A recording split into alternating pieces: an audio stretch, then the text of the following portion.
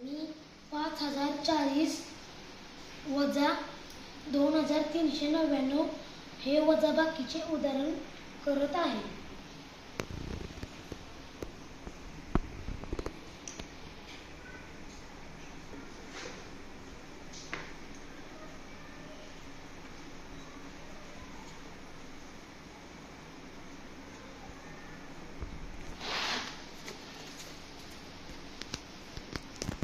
कितीच्या नोटा ठेवल्यावर 10च्या. किती ठेवल्या? 4. बरं, चला पुढे. आता कितीचं ठेवतोयस? 1000. 1000च्या किती? 5. का बरं 5 ठेवतोय? कारण ते 5 बरं, 5000 आहे म्हणून. ठीक.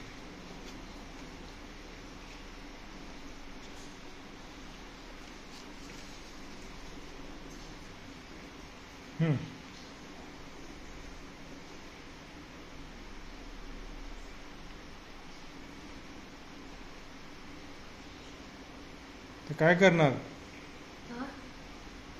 0 म्हणणं 9 जात नाही, त्यामुळे इकडचा आजच्या इकडे जाईल. आजचा म्हणजे काय करणार नेमकं?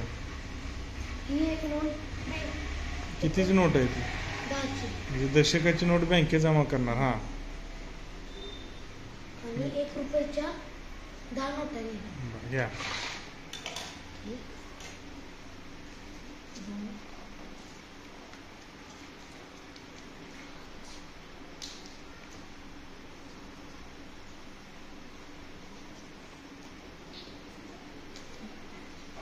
हम्म.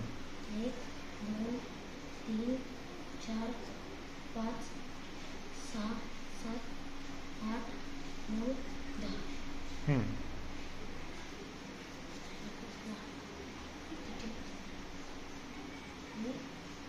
इकडचा एक, इकडे 3. आणि 10 मधून 9 वज झालं.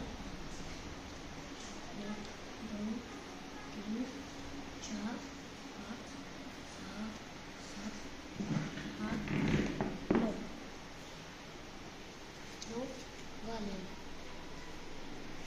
ते एक राहिलं. चला पुढे. ह्या 3 मधून 9 जात नाही, त्यामुळे इकडचा आजच्या घ्यायला, पण इकडं पण 0 आहे. शतक सुट्टे करून घ्यायचे, पण शतकाला तिथं सुट्टे करायला काहीच नाही. त्यामुळे इथं खाट मारण्याची.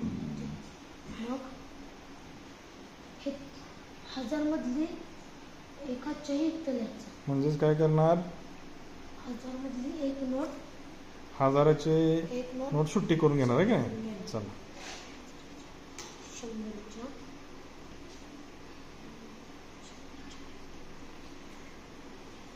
एक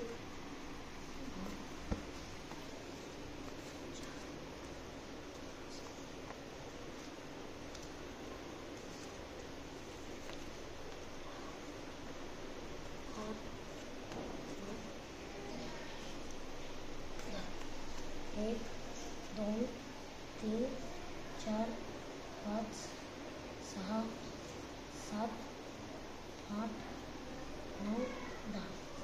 ह्या इथं ठेवलं, पण ते एक हातचा गेला, म्हणजे पण इथला इथं हातचा पाहिजे आपल्याला, त्यामुळं इथे एक हात मारणार, इथं हातचा घेणार. म्हणजेच काय करणार? 100ची एक नोट सुट्टी करून घेणार. घ्या.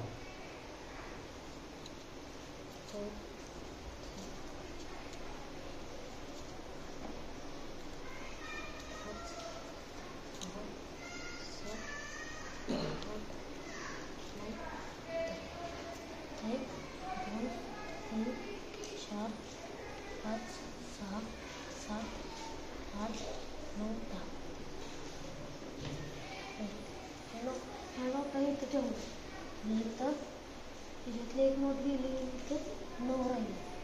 ह्या नोटा ह्या संख्येतून 9वी संख्या काढायला. 1 2 3 4 5 6 7 8 9. मी 9 काढायचं, मग इथं राहिले 1 2 3 4. 4 मोठा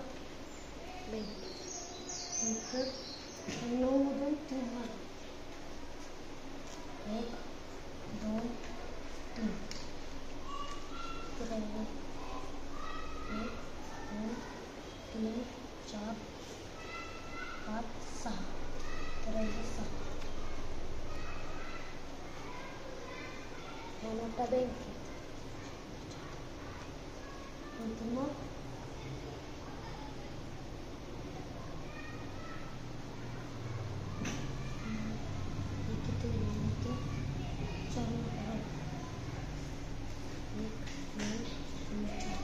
चार मधून 2 बनायचे. 1 2 1 2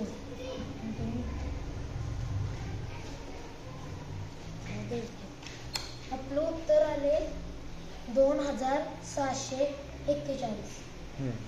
अजून हेच उत्तर आपण वेगळ्या पद्धतीने कसं सांगू शकतो?